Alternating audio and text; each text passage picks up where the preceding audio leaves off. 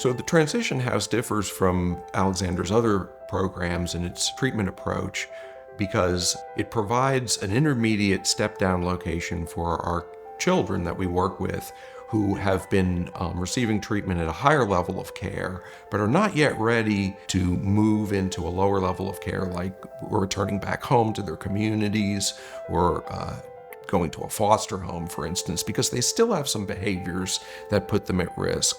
The Transition House is going to have a holistic view of treatment. There'll be ongoing goals that they have to achieve. A lot of the primary concerns are going to be around maladaptive behaviors. So we want to work on continuing to decrease aggressive behavior and continuing to promote problem-solving skills, helping children engage in some critical thinking, and then again, that preparation for going back into community, the community reintegration.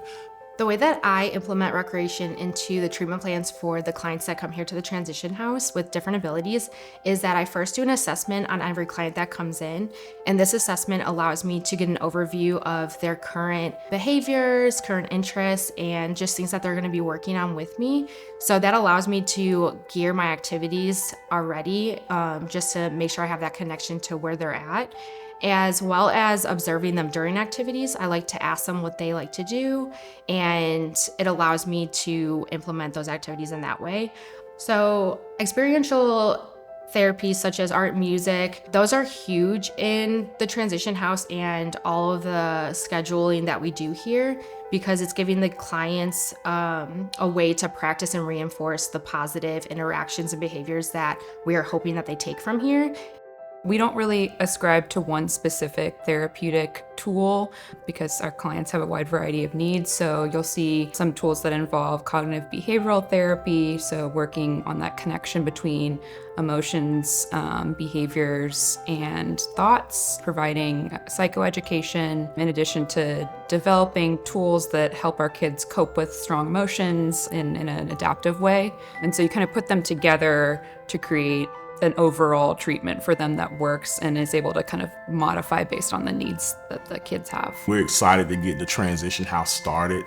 We've looked at a lot of research, and one of the things that we want to help minimize is the number of children that are, left to be in DSS offices. What we found and what the news has identified through videos and interviews is that a lot of times children step down from a higher level of care, but they don't have anywhere in the community to go to, which leaves them in the DSS house.